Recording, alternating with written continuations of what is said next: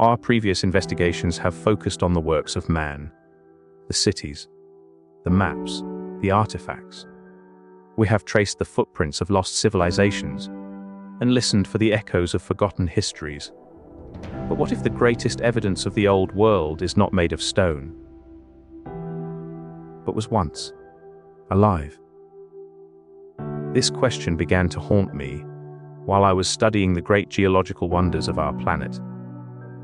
I was looking at images of the majestic mesas of the American West, the towering tepuis of South America, and the strange, geometric basalt columns of the Giant's Causeway in Ireland.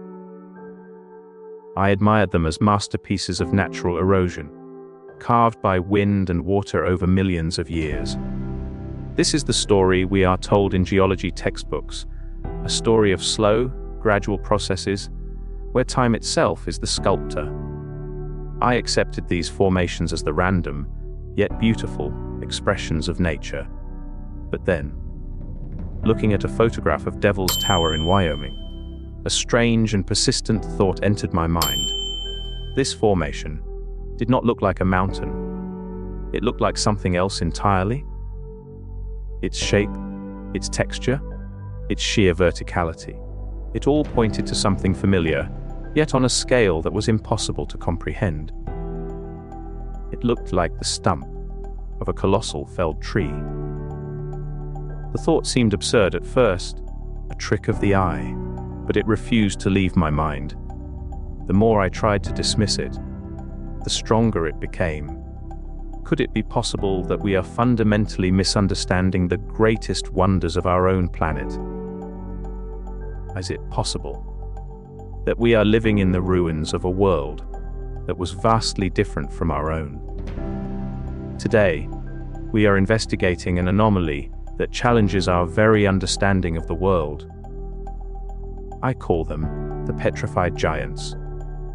These are the places where the line between geology and biology blurs, and everything we think we know is called into question. Let us consider our prime example, Devil's Tower.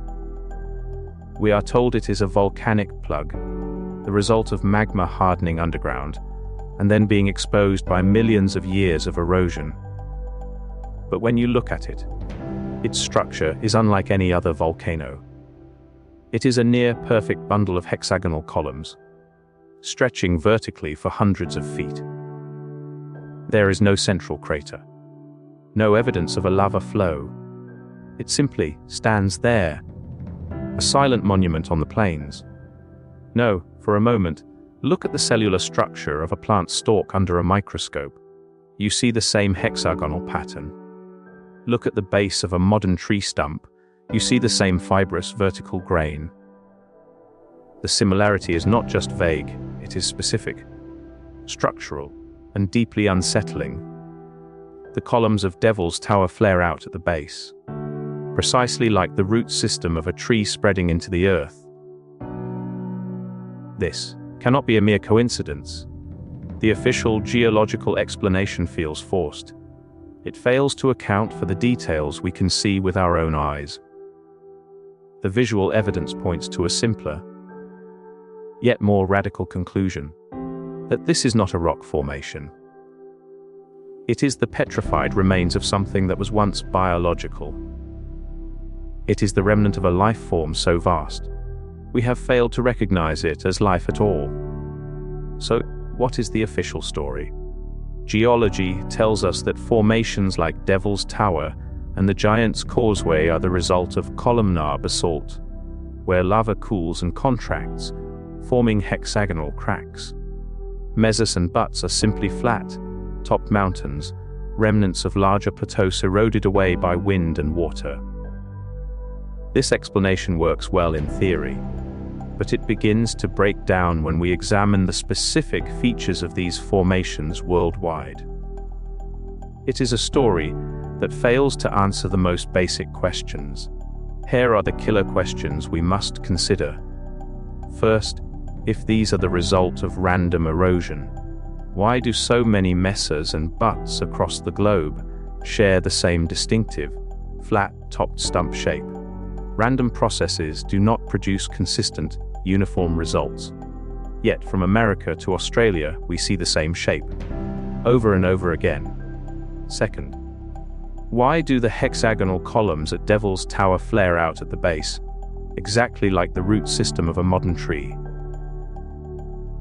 If this was a plug of cooling magma, it should be narrower at the bottom, not wider. This detail contradicts the official model. And third, and perhaps most damning, if these are natural formations, where are the examples of them currently being formed today?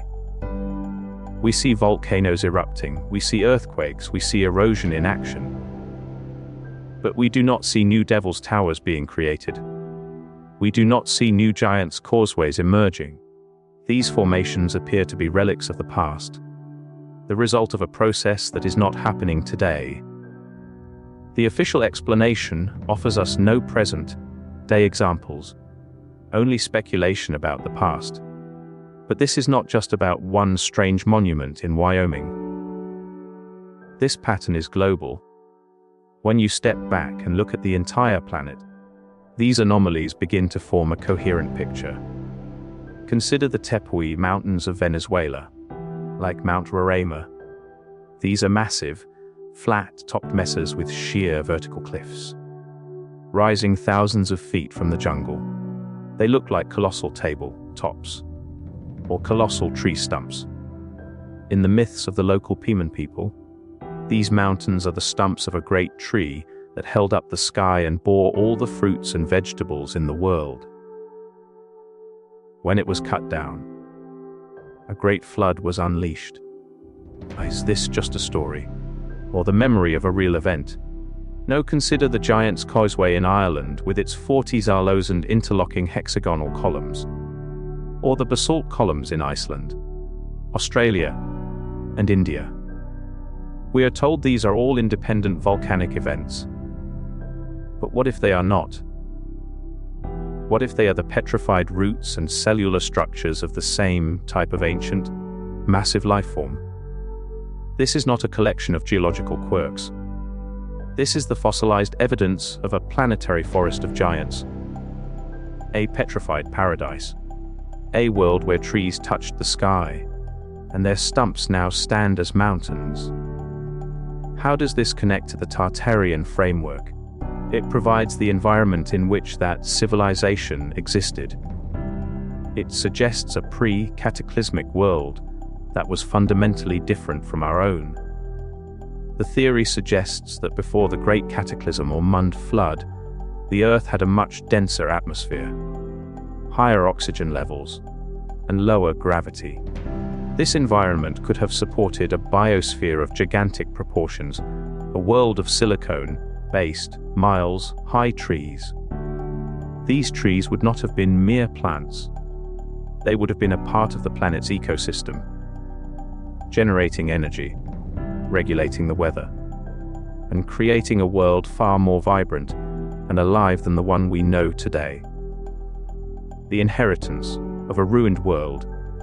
The giants we investigated in the last video would have walked among these colossal trees. The cataclysm didn't just bury their cities. It destroyed their entire world, felling the great trees and leaving behind only the petrified stumps we now mistake for mountains. We are not just the inheritors of a lost civilization, we are the inheritors of a ruined biosphere. This is a spectacular story. But where is the proof? The proof is hidden in plain sight. First, the striking visual analogy. The resemblance is not just passing, it is structural, geometric, and mathematical. In science, form follows function. This similarity in form implies a similarity in origin. To believe that random processes of erosion and cooling repeatedly create forms that perfectly mimic biological structures is to defy the laws of probability. Second, The chemical composition. Here, the theory goes even deeper. We are carbon-based life forms. The theory proposes these giant trees were silicone-based. Silicon, like carbon, can form the complex molecules necessary for life. When a silicone-based life form petrifies, what would it turn into? Silicon dioxide, the primary component of quartz and most rock. They didn't turn to stone, they were already a form of living stone. The process was not petrification, but simply death and decay. Third, the great logging. The theory also explains the strange, devastated landscapes we see in many parts of the world. Are these modern mines? Or are they the quarries, where these colossal trees were harvested and felled by an unknown force, leaving behind only the stumps and the debris? Are the minerals we mine just rocks? Or are they the remains of an ancient, giant biology? This question forces us to see our own industrial world in a completely new light. Why is this incredible possibility never discussed in any geology textbook? Why is it not taught in universities? Because it requires a complete rewriting of biology, geology, and history. It is a direct assault on the principle of uniformitarianism, the idea that the world has always operated by the same slow, gradual processes we see today.